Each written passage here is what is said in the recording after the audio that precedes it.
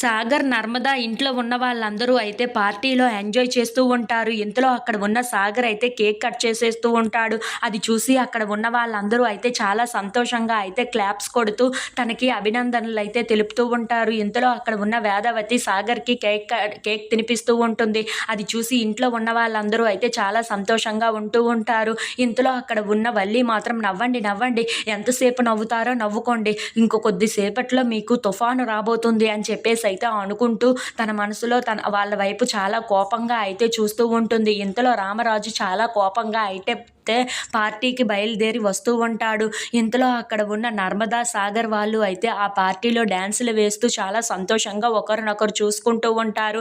ఇంతలో అక్కడ ఉన్న ప్రేమ, ధీరజ్ వాళ్ళు కూడా అందరూ అయితే డాన్సులు వేస్తూ చాలా సంతోషంగా అయితే పార్టీని జరుపుకుంటూ ఉంటారు. రామరాజు చాలా కోపంగా అయితే పార్టీ దగ్గరికి వస్తూ ఉంటాడు. అది చూసి అక్కడ ఉన్న వ్యక్తి అయితే, ఎందుకు ఇక్కడికి వచ్చావు, డబ్బులు కట్టాల్సింది ఇక్కడే, నీకు ఏమైనా కావాలి అని అంటే నేను చూసుకుంటాను అని చెప్పేసి అయితే అంటూ రామరాజుని ఆపేస్తూ ఉంటాడు. అది చూసి అక్కడ ఉన్న రామరాజుకి అయితే చాలా కోపం వచ్చేసి తన చెంప మీద చాలా గట్టిగా కొడుతూ ఉంటాడు.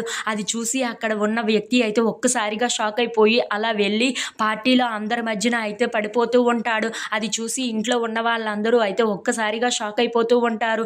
ఇంతలో అక్కడ ఉన్న రామరాజుని చూసి, ఏంటి ఇలా వచ్చారు, ఏంటి ఇలా చేస్తున్నారు అని చెప్పేసి అయితే అనుకుంటూ అందరూ రామరాజు వైపు అయితే షాక్ అయిపోయి అలా చూస్తూ ఉండిపోతారు. ఇంతలో అక్కడ ఉన్న రామరాజు మాత్రం చాలా కోపంగా సాగర్ దగ్గరికి అయితే వెళ్తూ ఉంటారు. అది చూసి అక్కడ ఉన్న వాళ్ళందరూ అయితే, ఏంటి, ఏం చేస్తున్నారు అని చెప్పేసి అయితే అనుకుంటూ అయితే రామరాజు వైపు అయితే చూస్తూ ఉంటారు. ఇంతలో అక్కడ ఉన్న రామరాజు మాత్రం సాగర్ దగ్గరికి వెళ్ళి తన చొక్కా పట్టుకొని తన చెంప మీద అయితే చాలా గట్టిగా కొడుతూ ఉంటాడు. అది చూసి అక్కడ ఉన్న వాళ్ళందరూ అయితే ఒక్కసారిగా షాక్ అయిపోతూ ఉంటారు.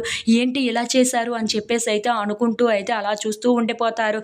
ఇంతలో అక్కడ ఉన్న ప్రేమ, నర్మద వాళ్ళు అయితే ఏం జరిగింది అని చెప్పేసి అయితే అనుకుంటూ వాళ్ళ మామయ్యని అడుగుతూ ఉంటారు. ఆ మాటలు విని అక్కడ ఉన్న రామరాజు అయితే, ఏం జరిగిందో, ఏం చేశాడో వీడికి తెలియదా, వీడినే అసలు విషయం ఏంటో బయట పెట్టమను అని చెప్పేసి అయితే అంటూ సాగర్ వైపు అయితే చాలా కోపంగా చూస్తూ ఉంటాడు.